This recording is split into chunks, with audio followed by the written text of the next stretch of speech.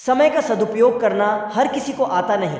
जिसे आता है वह आगे निकल जाता है और जो समय का सदुपयोग नहीं करना जानता वह पीछे रह जाता है। इस छोटी सी कहानी के माध्यम से आज हम आपके साथ साझा करेंगे समय का सदुपयोग करना कैसे सीखें। सोनू और मोनू नाम की दो बहनें थीं। सोनू पढ़ने में बहुत ही होशियार थी, वहीं मोनू पढ़ने में थोड़ी कमज़ोर थी। दोनों के एग्ज़ाम आने वाले थे। सोनू अपने कमरे में बैठकर पढ़ाई कर रही होती है।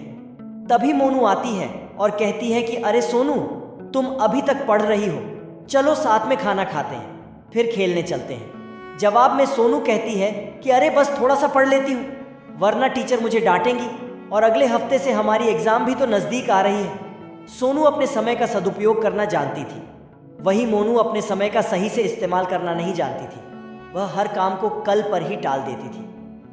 सोनू ने मोनू से पूछा, क्या तुम्हारा प्रोजेक्ट कंप्लीट हो गया?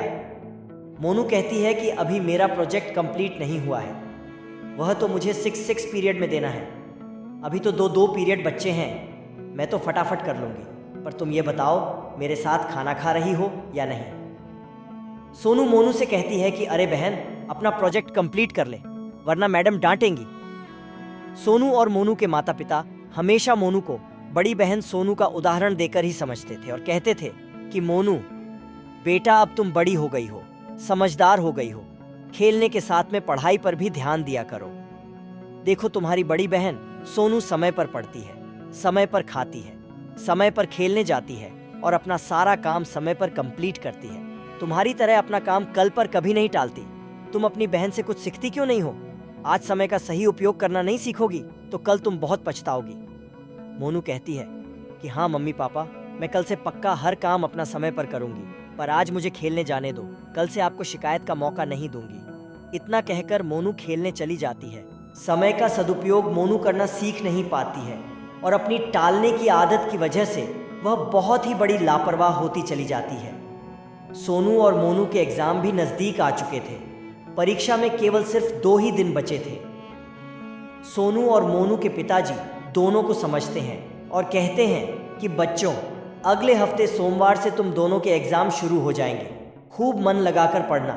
पर बेटा मोनू, मुझे तुम्हारी बड़ी ही फिक्र होती है कि बेटा तुम हमेशा अपना काम टाल देती हो। अपना काम कभी भी कल पर नहीं टालना चाहिए।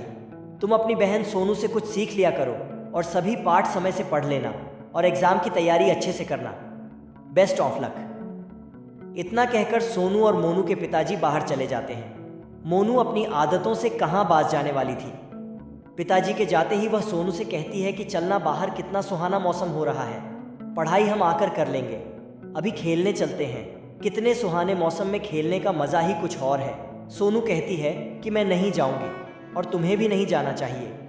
यदि हम अपने समय को यूं ही बर्बाद कर देंगे तो परीक्षा के वक्त हम क्या पेपर में लिख कर आएंगे? सोनू की बात का मोनू पर कोई भी असर नहीं होता है और मोनू कहती है कि तुम अपनी पढ़ाई करती रहो, मैं तो चली बाहर खेलने। कुछ देर के बाद सोनू खिड़की खोलकर देखती है कि मौसम बड़ा ही खतरनाक हो रहा था। आंधी तूफान जोर जोर से चल रहे थे। उसे इस बात की फिक्र सता रही थी कि यदि मौसम इसी तरह से रहा और बिजली चली गई तो मैं अपना पाठ कैसे कंप्लीट करूंगी। इसी बात की चिंता सोनू को सताती है और सोनू खिड़की से मोनू को आवाज़ लगती है और कहती है कि मोनू वापस आ जाओ और आकर अपनी पढ़ाई कंप्लीट कर लो, वरना लाइट चली गई तो तुम पढ़ नहीं पाओगी। पढ़ोगे नहीं तो परीक्षा में क्या लिख कर आओगी? जल्दी से अंदर आ जाओ। उधर से मोनू चिल्लाती है और कहती है, चिंता मत करो सोनू दीदी, अभी तो दोपहर का वक्त है, रात को मैं बैठकर फटाफट पढ़ लूँगी और सारे पाठ खत्म कर दूँगी। मोनू खेल में इतनी दीवानी हो चुकी थी कि उसे वक्त का पता ही नहीं चला। शाम के वक्त मोनू अपने घर लौटती है और घर आकर देखती है कि घर पर बिजली नहीं है और यह देखकर वह ज़ोर से रोने लगती है और कहती है, माँ बिजली भी नहीं है, अब मैं कैसे पढ़ाई करूँगी? पता नहीं बिजली कब तक आएगी। यदि बिजली नहीं आई तो मैं परीक्षा में क्या लिख कर आऊँगी, क्योंकि मैं अभी तक बिल्कुल भी पढ़ाई नहीं की है, मैं तो फेल हो जाऊँगी। और खूब ज़ोर ज़ोर से रोने लगती है और कहती है, माँ बिजली भी नहीं है, अब मैं कैसे पढ़ाई करूँगी? पता नहीं बिजली कब तक आएगी। यदि बिजली नहीं आई तो मैं परीक्षा में क्या लिख कर आऊँगी, क्योंकि मैं अभी तक बिल्कुल भी पढ़ाई नहीं की है, मैं तो फेल हो जाऊँगी। और खूब ज़ोर ज़ोर से रोने लगती है। सोनू ने कहा, मैंने कहा था ना मोनू तुम्हें कि तुम घर लौट आओ, तुम मेरी बात क्यों नहीं सुनती हो? मैंने तुम्हें 1 हफ्ते पहले ही समझाया था कि समय का सदुपयोग करो, खेल में ज़्यादा दिमाग मत लगाओ, पढ़ाई पर ध्यान दो, समय पर पढ़ाई करना चाहिए तुम्हें। लेकिन तुम्हें कोई भी बात समझ में क्यों नहीं आती है? मोनू रोते हुए अपने मम्मी पापा और बड़ी बहन सोनू से माफ़ी मांगती है और कहती है कि अब से मैं ऐसी गलती दोबारा नहीं करूँगी, मैं अपने समय का सदुपयोग करूँगी। फिर सोनू मोनू से कहती है कि कोई बात नहीं, मैं तुम्हारी मदद करूँगी क्योंकि मैंने अपनी पढ़ाई पूरी कंप्लीट कर ली है, मैं तुम्हें भी पढ़ा दूँगी।